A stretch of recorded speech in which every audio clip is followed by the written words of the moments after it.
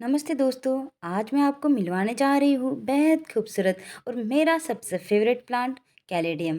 कई जगह पर इसे ना एंजल विंग भी कहते हैं। अगर आप अपने घर को एक रॉयल और एलिगेंट लुक देना चाहते हैं तो ये पौधा आपकी पहली पसंद ज़रूर होना चाहिए।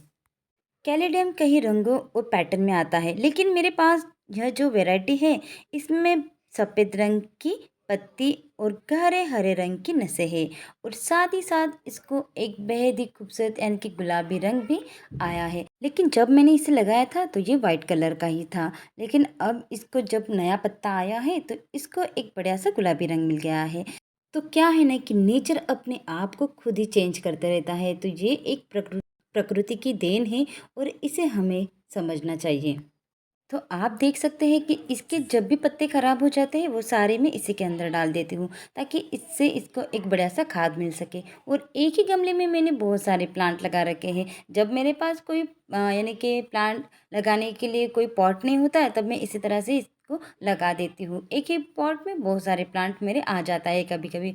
जब भी मैं नया प्लॉट लाऊंगी तो इसको अलग से लगा दूंगी, लेकिन यहाँ पे ये देखो 4 से 5 प्लांट एक ही जगह में लग गए।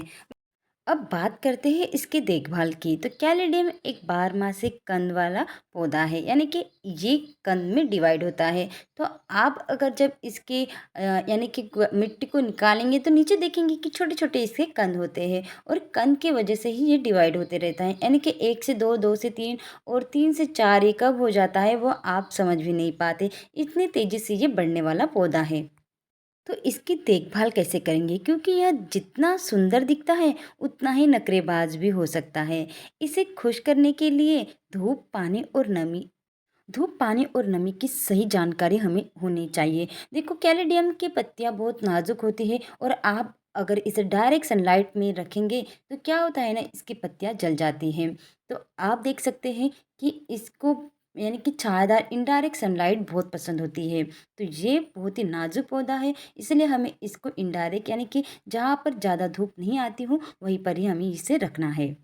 अब बात करते हैं पानी की। जब भी इसकी मिट्टी यानी कि ऊपरी परत जब पूरी तरह से सूख जाए ना तभी हमें इसे पानी देना है। लेकिन पानी सिर्फ देना नहीं होता है, गमले में बढ़िया सा छेद भी होना चाहिए और मिट्टी भी बढ़िया सी होनी चाहिए, यानी कि वेल ड्रेनेज।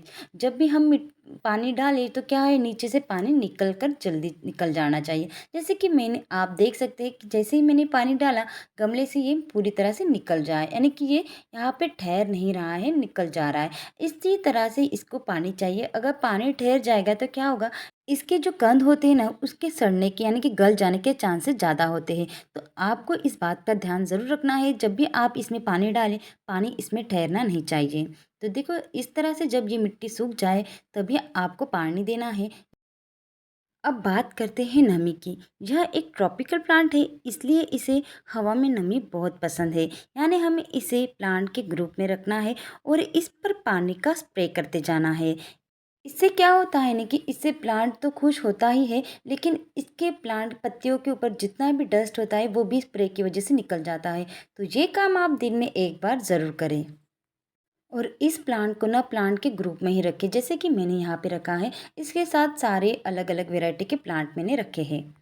एक खास टिप मैं आपको देना चाहती हूँ। सर्दियों के समय में क्या होता है ना, ये अपनी सारी पत्तियां गिरा देता है और डोर मेसी में चला जाता है, यानी कि लुप्त हो जाता है। आपको लगेगा कि ये पौधा मर गया है और ये अब नहीं चलेगा, लेकिन क्या होता है ना, जैसे ही बसंत आता है ये अपने नई नई जड़ें यानी कि नई पत्तियां निकालना शुरू कर देता है, यानी कि फिर से ये हरा भरा हो जाता है। तो आपको ये ध्यान रखना है कि सर्दियों में इस जिस भी पॉट में आपने इसे लगा रखा हो उसमें ज़्यादा पानी नहीं देना है, क्योंकि ज़्यादा पानी देने से क्या होगा, इसके जो भी कंधे यानी बल्ब्स होते हैं वो सारे खराब हो सकते हैं। तो हमें सर्दियों में इसको पानी कम ही देना है। तो ये और हाँ, सबसे ज़रूरी बात मैं आपको बताना चाहती हूँ।